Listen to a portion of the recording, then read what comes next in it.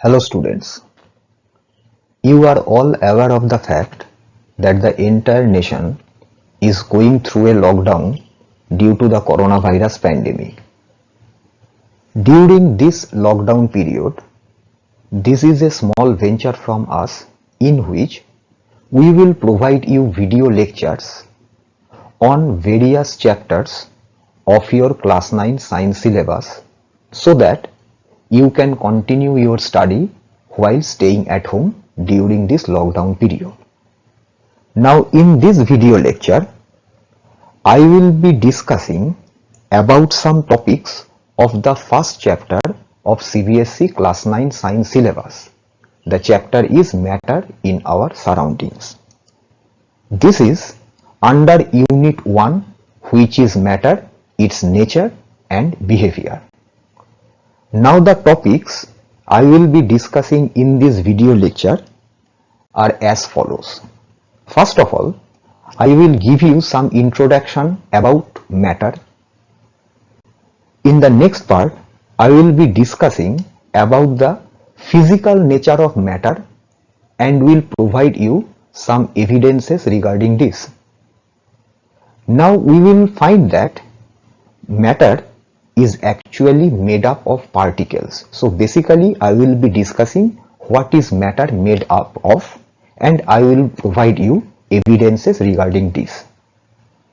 And finally I will be discussing about the characteristics of particles of matter. First of all, I will provide you some introduction about matter. What is matter? Anything which occupies space and has a definite mass can be termed as matter. For example, air, water, hydrogen, oxygen, sand, sugar, silver, copper, iron, milk, sulfur, any rocks, minerals, etc. etc. These are all different kinds of matter because all of them occupy space. That means all of them have a definite volume as well as a definite mass. Now if we look around us, we will find a large number of things of different textures, shapes and sizes. But remember, the only condition for something to be matter are that it should occupy space, that is, it should have a definite volume as well as a definite mass.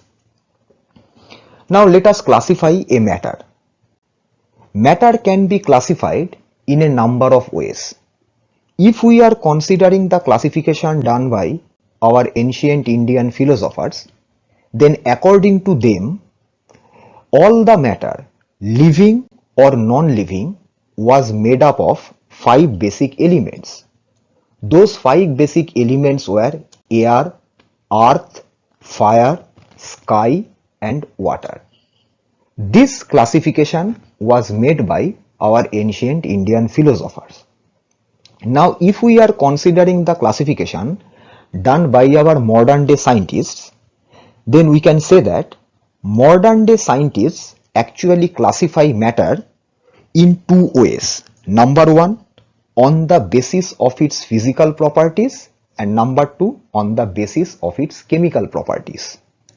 Now on the basis of physical properties, modern day scientists classify matter as solids, liquids and gases, while on the basis of chemical properties, matter is classified as elements, compounds and mixture.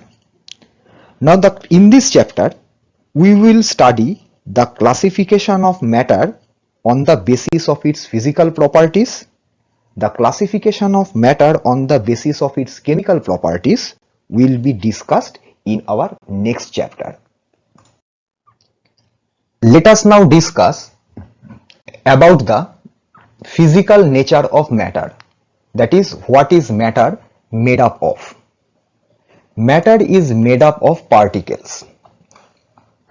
Everything around us is made up of tiny pieces which are known as particles. If we are considering about our body, it is made up of particles. If we are considering about the chair or the table inside our room, that is made of particles. If we are considering our book, that is also made up of particles. If we are considering a small water drop or raindrop, that is also made up of particles. So everything around us is made up of tiny pieces or particles. Now the number of water particles inside a small water drop is about 10 to the power 21. So we can say that the number of particles inside a matter is extremely large. These particles which make up the matter are so small that we cannot observe them even if we use a high powerful microscope. But even without seeing them, we have certain evidences which provide us the information that all the things around us, that is all the matter, is made up of tiny particles. Now I will give you some of these evidences which will provide you a clear picture about the existence of particles inside the matter. These evidences will also provide you the information that the particles inside a matter are always moving, that is, they are always in motion. One thing which should be noted here that the particles which make up matter are basically atoms or molecules. So now I will search for the evidences for particles in matter. Now if I going for the search, I will find that most of the evidences which will provide us the information about the existence of particles in matter and about their motion within the matter will come from the experiments on diffusion, which is nothing but mixing of different substances on their own, and from Brownian motion. So I will now describe some simple experiments like dissolving of a solid in a liquid, mixing of two gases, movement of pollen grains in water, which will provide you the information that is matter is made up of particle, because these experiments can only be explained if we assume that all the matter is made up of tiny particles in which the particles are always moving with constant velocities, or we can say that inside the matter all these tiny particles are constantly moving.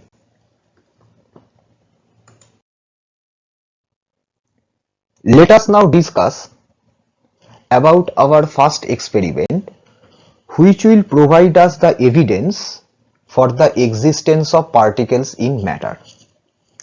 In our first experiment, we will dissolve a solid in a liquid. Suppose we have some crystals of potassium permanganate and a beaker full of water. So we will be dissolving potassium permanganate in water. Now potassium permanganate is a purple colored solid substance and water is a colorless liquid. If we place a crystal of potassium permanganate inside a beaker full of water, we will find that the water slowly turns purple on its own, that is without any external study. The whole thing is depicted in the given figure. Now let us explain this phenomenon. This explanation will give us the evidence which will tell us that particles do exist inside a matter. Now let us explain this phenomenon. Both potassium permanganate crystal and water are made up of tiny particles. I have already said that potassium permanganate are purple colored solid substance and the particles of water are colorless. So when we put a crystal of potassium permanganate inside a beaker full of water, the particles of potassium permanganate separate from one another. These purple colored particles spread throughout the water. As a result, the whole water looks like purple. That means the particles of potassium permanganate separating from one another and spreading throughout the water is actually making the whole water looks like purple. Now what is the actual reason behind this? But what is actually happening here? We have considered water is made up of tiny particles. So there are spacing between the water particles. On dissolving, the particles of potassium permanganate get into the spaces between these particles of the water. So in this experiment, what we have found that is the particles of potassium permanganate and the particles of water mix on their own without any external stirring. So from this, we can conclude that these particles are always moving. That means they are in motion. If this assumption wasn't true, that means if the particles were not moving, the color would not spread throughout the beaker on its own. So this movement of different particles among each other on their own so that they become mixed uniformly is termed as diffusion. So this experiment in which we have dissolved potassium permanganate in water actually gives us the evidence that both potassium permanganate and water are made up of tiny particles. Now, in our next experiment, we will again be dissolving a solid in a liquid. Now in this part, we will dissolve sugar into water. Suppose we have a certain sugar and a beaker full of water. Now if we add this sugar into the water and stir it, the sugar will dissolve quickly. The whole phenomenon is depicted in the figure. Now if we explain this phenomenon, it will again provide us the evidence which will prove that the matter, the particles do exist inside the matter. Now let us explain this phenomenon. Both sugar and water are made up of tiny particles. They are extremely small particles. As I have said in our previous experiment that there are interspacing between the water particles. So when the sugar dissolves, the tiny sugar particles break off from each solid sugar granule and those tiny particles of sugar go into the spaces between the particles of water and mix with them. As a result, the sugar solution tastes sweet even though we can't see the sugar into the solution, inside the solution. This is depicted in the following figure.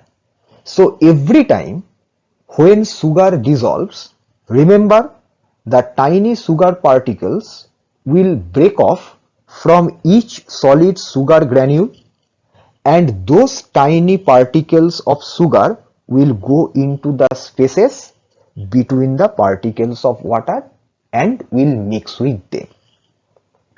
So this experiment is again establishing the fact that the particles make up the matter. Now one thing I would like to note here that, or I would like to say that in this particular experiment, sugar was dissolved in water by stirring. But even if the sugar wasn't stirred, the sugar would still be dissolved in water. So, dissolving a solid in a liquid, we can prove that the particles make up the matter, and obviously the particles within the matter are constantly moving. Now, in our next experiment, we will mix two gases. This experiment will also serve as the evidence for particles in matter. Suppose we have two gas jars. One is filled with air, the other one is filled with bromine vapor or bromine gas.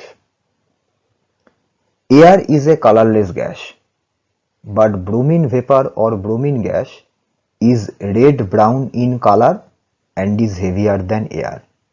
So we have two jars, one is filled with air which is colorless, the other one is filled with bromine vapor or bromine gas which is red-brown in color and is heavier than air. Now let us perform the experiment. Consider the figure A of the experiment. The gas jar containing air is placed upside down on the other gas jar containing bromine vapor. Now I have said that bromine vapor is heavier than air, but still we will find that the red-brown vapors of bromine from the lower gas jar spread up into air in the upper gas jar. That is, this spreading is against the force of gravity. Now if we leave the two jars in this manner for a certain time, then after a certain time we will find that the gas jar containing air also becomes completely red-brown in color, which is depicted in figure B. So we need to explain the spreading up of bromine vapor into air. This explanation will prove that particles do make up matter, and within the matter the particles are constantly moving. So let us explain this experiment. Both air and bromine vapor are made up of tiny particles which are constantly moving. The particles of bromine vapor and air, since they are always in motion, collide with each other and execute random motion in every possible directions. Due to this random motion, the particles of bromine vapor and air get mixed uniformly. So we can say that this is nothing but an example of diffusion. So actually the uniform mixture of bromine vapor and air occurs due to the random motion executed by the particles of bromine vapor and air, since they are colliding with each other randomly. So we are getting an example of diffusion from this experiment. Now, one very important thing that should be noted here is, though bromine vapor is heavier than air, even then its particles move in the upward direction, that is against the gravity, and mixes with air in the upper jar. Now how is it possible? Because we know that heavier particles cannot go or cannot move against the gravity. This phenomenon can be explained as follows.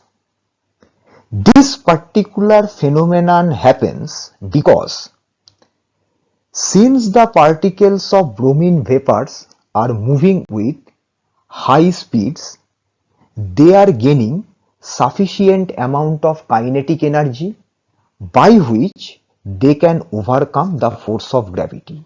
So we can say that due to the high speeds possessed by the particles of bromine vapor, they gain sufficient kinetic energy to overcome the force of gravity and go up into the gas jar containing air. Now, another point that should also be noted here is the air present in the upper gas jar also diffuses downwards into bromine vapors in the lower gas jar.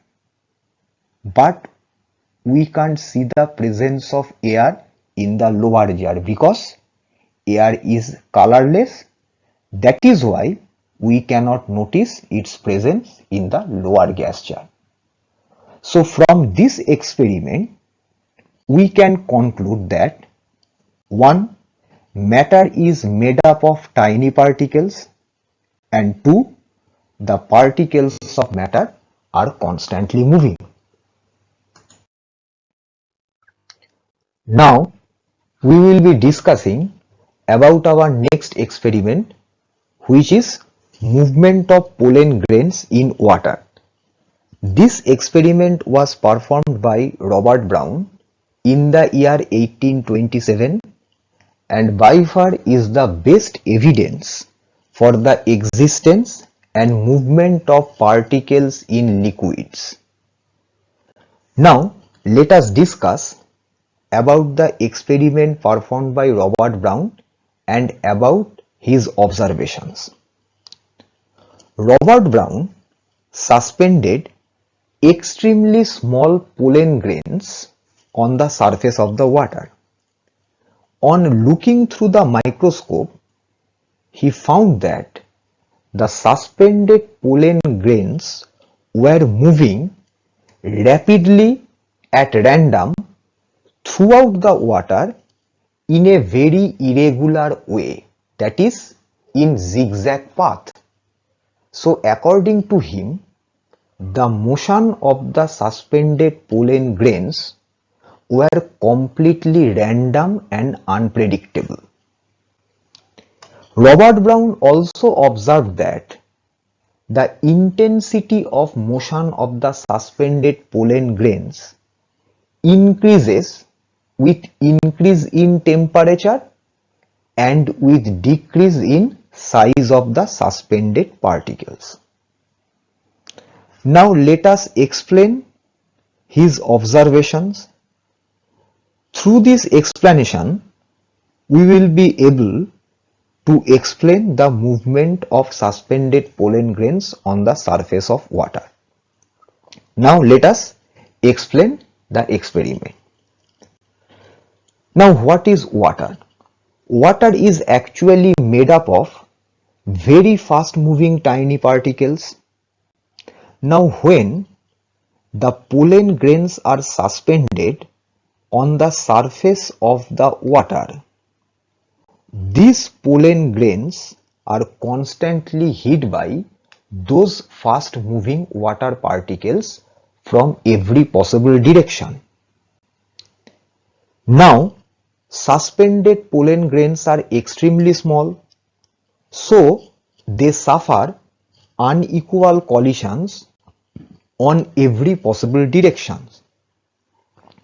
As a result, an unbalanced force always acts on the suspended pollen grains, and the suspended pollen grains always move at any instant in the direction of that unbalanced force acting on the suspended pollen grains at that instant. Now, the direction of the unbalanced force is completely random. that is completely unpredictable.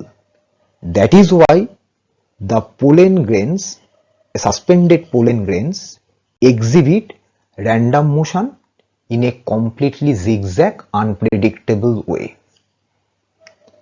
So, we can say that the random motion of visible particles like pollen grains caused by much smaller invisible particles, that is of water, is an example of Brownian motion. Now this Brownian motion can also be observed in gases. Sometimes when a beam of sunlight enters a room, we can see the tiny dust particles suspended in air are moving rapidly in a very unpredictable manner along zigzag path. This is an example of Brownian motion in gases because air is basically a gas. Here, the tiny dust particles move along that unpredictable zigzag path because they are constantly hit by the fast moving particles of air. So we can say that the zigzag movement of the small particles suspended in a liquid or gas is termed as the Brownian motion. This motion increases with increasing temperature and with decrease in size of the suspended particles, because if temperature is increased, the water particles will move faster, so as a result the magnitude of the unbalanced force increases, and if we decrease the size of the suspended particles, again the collisions become more random, which will result an increase in the unbalanced forces acting on the suspended particles. So the existence of Brownian motion provides us two important conclusions about the nature of matter. Number one, matter is made up of tiny particles, and number two, the particles of matter are constantly moving. Now, after discussing all our previous experiments and after doing the explanations of all those experiments, now we can enlist the characteristics of particles of matter in the following way. Number one, large number of particles constitute matter. Number two, the particles of matter are extremely small. Number three, the particles of matter have spaces between them. Number four, the particles of matter are constantly moving. And number five, the particles of matter attract each other. So this concludes my first video lecture. Here I am providing you an assignment.